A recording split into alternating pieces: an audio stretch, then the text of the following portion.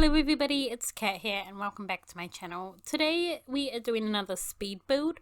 This house, I was just kind of puddling around trying to create a house, and I'm really into the kind of cottage feel houses at the moment. I've done some previous videos, like my first one, which was a cottage build, and then a forest home, and then also a tiny loft home.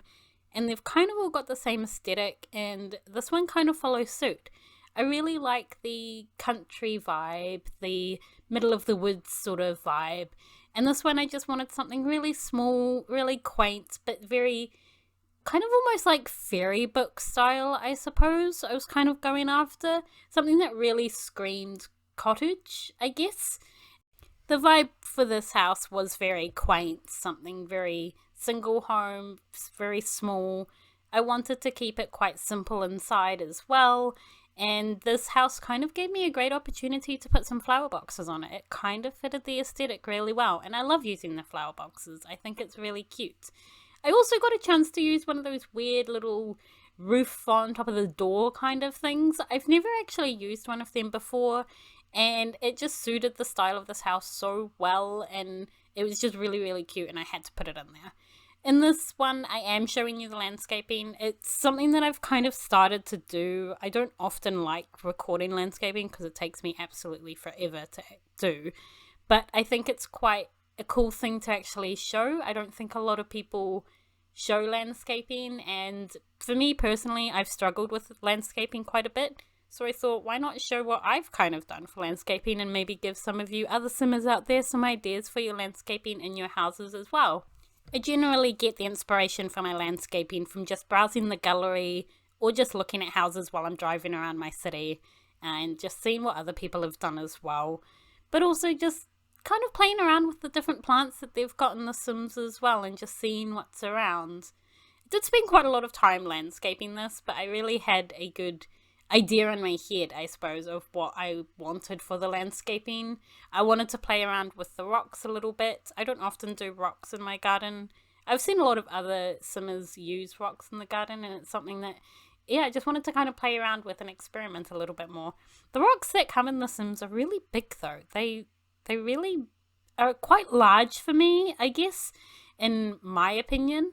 But if you size them down as what I'm doing here, they make a perfect outline for a little path to come from the outside of your house. I feel like this house would have been perfect to do an off-the-grid style home. The outside of it really screams off-the-grid. The location in which I built it in, on the other hand, is not very off-the-grid though. It is pretty much in the center of the city, I think, or just, you know, it's very central neighborhood kind of feel, but the actual outside of the house is very off the grid. If you would like to see me do an off the grid challenge though, I've seen it going around YouTube a little bit and seen other YouTubers do it. Let me know in the comments below. I do think it would be quite a cool challenge to do because there's no lights, there's no electricity sort of thing, so it really gets you thinking about how you're actually going to light up the place. This landscaping actually took me a lot longer than I thought. While I'm kind of sitting here rewatching it, I didn't actually realize how long it took me to do the landscaping, and I think it's something that is quite often taken for granted as well, just how much effort goes into the landscaping of this. This video could end up being just like a landscape tutorial video because it's apparently taken me so long to do this landscaping, and it isn't something that is often seen, and it is something that I think takes forever to do as well, but it's also something that I've said before, I really enjoy doing that as well.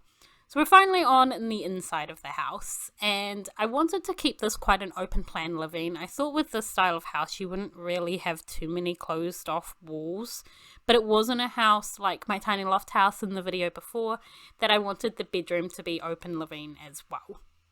I think in terms of the inside, I wanted to keep the colors probably a little bit more relaxing, but also this house gave me an opportunity to use some of the wallpaper that I haven't used before, like the ones from cats and dogs in the bedroom.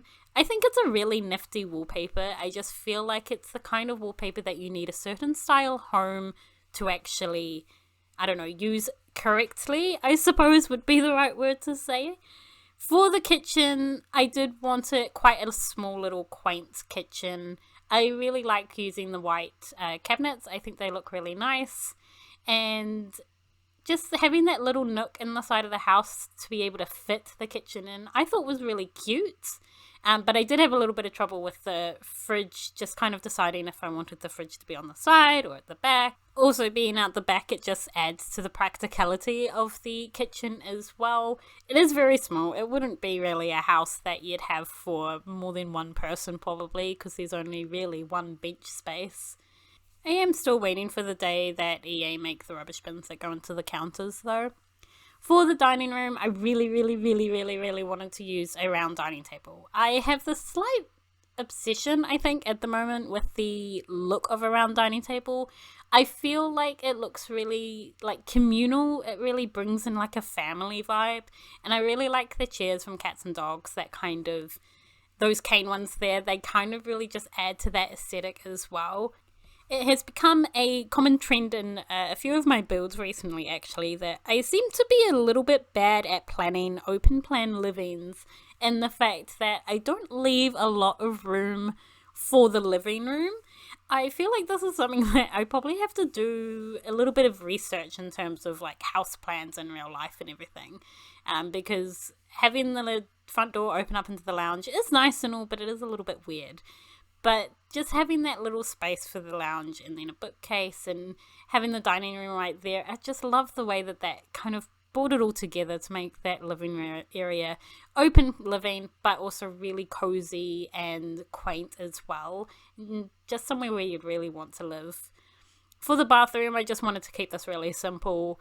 A lot of my bathrooms have been really simple lately. Just having a shower tub combo, I think they're probably the best option for a lot of builds that I've done, actually. It also gave me space down the side to add one of those little bathroom caddies, which we know everybody loves and often don't have the room for as well. It's one of those things that I just really like adding to my build. For the bedroom, I did want to put a double bed in. The size of this room is a little bit weird, and I kind of had to play around a little bit with where I wanted to put the bed that would make it suit the best in terms of the bedside table and everything. I do also like to keep everything center, so I did change the windows around a little bit to just create a really good space for the bed to go against the wall and not have the windows kind of interfering with the bed as well. For once, I did not go for the eco lifestyle bed. I've been using that bed quite a lot recently, but the style of the bed that I chose just fit with the aesthetic of the rest of the house a little bit better as well, and I kind of forced myself to use a different bed as well. For the rest of the bedroom, I just wanted to create somewhere quite cozy. There was space for a little ottoman and a plant down the side, which I thought was really cute. I don't often put ottomans in my bedroom, and I've said this in a previous video as well, but I just wanted somewhere nice and cozy to sit, and it just fit the space a little bit better. I also really love these plants from Cats and Dogs where you can change the swatches and it changes the picture as well. All in all, I actually really love how this house turned out. I think it's really small, quaint, cozy, exactly what I wanted for, and I'm absolutely in love with the outside. So that is the finished build. It is up on the gallery for those of you who would like to download it. Thanks so much for watching this video. I do hope you all enjoyed it. If you haven't already, please subscribe. Also, let me know in the comments down below any other builds that you would like to see, just generic builds or build challenges as well. Thanks again guys for watching. I do hope you are doing well, and I will see you next time. Bye bye!